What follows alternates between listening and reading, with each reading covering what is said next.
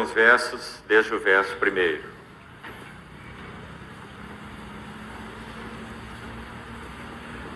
Mas no primeiro dia da semana, alta madrugada, foram elas ao túmulo, levando os aromas que haviam preparado. E encontraram a pedra removida do sepulcro. Vamos ao verso 30. E aconteceu que, quando estavam à mesa, tomando ele o pão, abençoou e, tendo partido, lhes deu, e então se lhes abriram os olhos e reconheceram a ele, mas ele desapareceu da presença deles.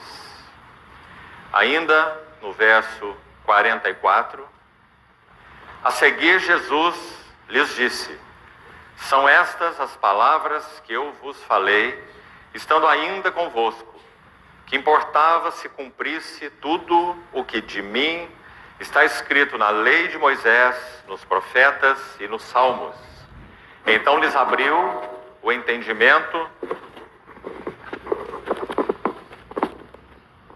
para compreenderem as Escrituras. Então lhes abriu o entendimento para compreenderem as Escrituras. Finalmente, verso 50 a 53. Então os levou para Betânia e, erguendo as mãos, os abençoou. Aconteceu que, enquanto os abençoava, ia se retirando deles, sendo elevado para o céu. Então eles, adorando-o, voltaram para Jerusalém, tomados de grande júbilo, e estavam sempre no templo, louvando a Deus. Vamos ter uma palavra de oração.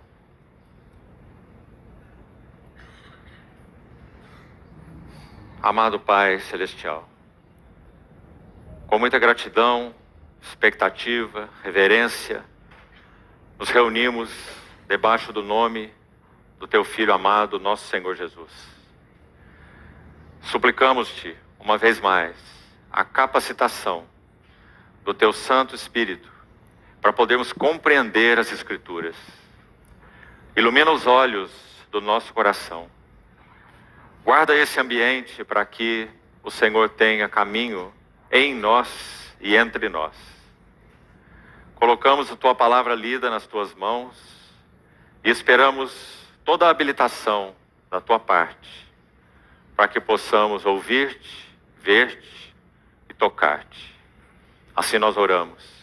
No precioso nome do nosso Senhor Jesus. Amém.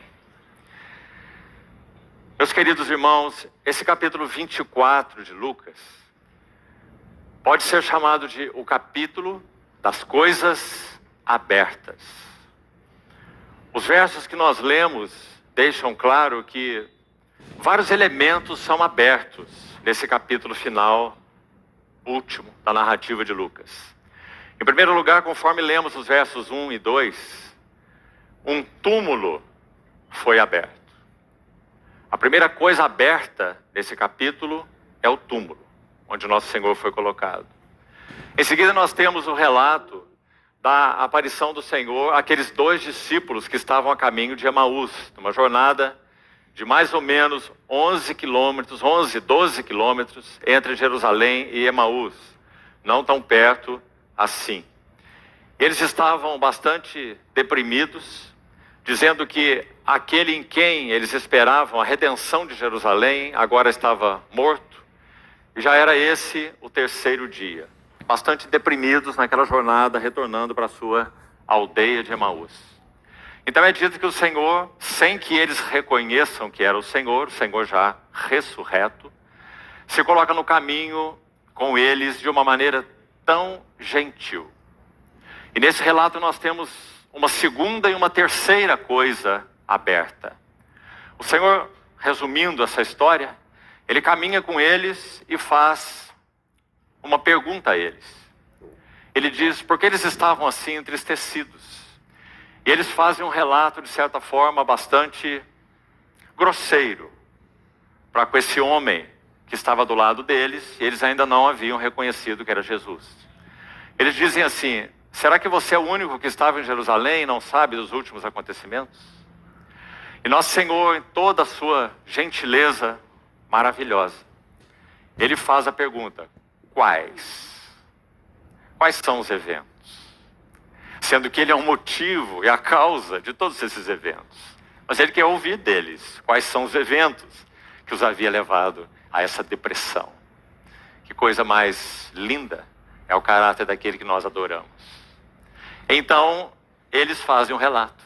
Jesus, nós esperávamos que esse fosse o homem que havia de redimir Israel, mas então, já é tarde, ele foi crucificado, já é esse o terceiro dia. Então o Senhor intervém e diz: ó nécios, tardos de coração, para compreenderem o que dizem as Escrituras. Então é dito que ele, e aqui nós temos a segunda coisa aberta, ele abre as Escrituras, podemos assim dizer. Não as Escrituras ali, literalmente, nas mãos dele, mas ele abre a eles as Escrituras. Tudo que dizia respeito a ele, na lei, nos profetas, nos salmos. E ele faz aquele passeio pelas Escrituras, mostrando, meus amados irmãos, o que tantas vezes temos reiterado. Só há um tema nas Escrituras. É o nosso Senhor Jesus. Ver a Cristo, sua pessoa, obra, glória, paixão, ressurreição, ascensão, entronização, Cristo. Onde citamos aquelas 8, 9 crises, eventos cruciais, se pensarmos na segunda vinda do Senhor, citamos ontem, 9 eventos cruciais na vida do nosso Senhor. Esse é o Evangelho. Tudo mais circula em torno desses assuntos. Hoje de manhã ouvimos algo sobre os livros chamados da restauração, tanto históricos quanto proféticos, na abordagem que nosso irmão fez. Todos os princípios envolvidos naqueles livros maravilhosos, eles são decorrentes desse entendimento da pessoa, obra gloriosa do nosso Senhor Jesus. Aliás, quando Esdras recupera a palavra de Deus, Esdras 7:10, ele havia disposto o seu coração para buscar a lei do Senhor, cumprir e ensinar. Buscar, cumprir e ensinar. Nessa ordem, que não pode ser mudada. Ele fez isso por quê? Qual era o objetivo central de Esdras? Se você conhece bem o livro, era a vinda do Messias. Então ele recupera a palavra de Deus, ele purifica o povo para Deus e ele fortalece o serviço da casa de Deus, trazendo mais vasos sagrados que haviam ficado na Babilônia, mais sacerdotes, porque até então os sacerdotes tinham que fazer trabalho de meio tempo na casa do Senhor, o templo ali restaurado, e no campo para obter o seu sustento. Então Esdras recupera a palavra de Deus, Esdras fortalece o serviço da casa de Deus e, o que nos interessa aqui nesse momento, ele purifica o povo para Deus. Quando eles despedem as suas mulheres estrangeiras. Lembra-se da narrativa? E por que Esdras faz isso? Por causa da vinda do Messias. Porque se o povo se misturasse, se tornasse mestiço, então essa genealogia seria perdida. E o Messias não poderia ser reconhecido. Então o ministério de Esdras tem como foco a vinda do Messias, a primeira. E aí nós perguntamos: qual é o significado do ministério da palavra, do qual Esdras foi um porta-voz tão importante naquele tempo? Qual é o significado, o motivo e o foco do ministério da palavra hoje, nos nossos dias? Ensinar doutrinas, ministrar conhecimento, envolver em ativismo, em coisas, em obras. Qual é o foco do ministério da palavra?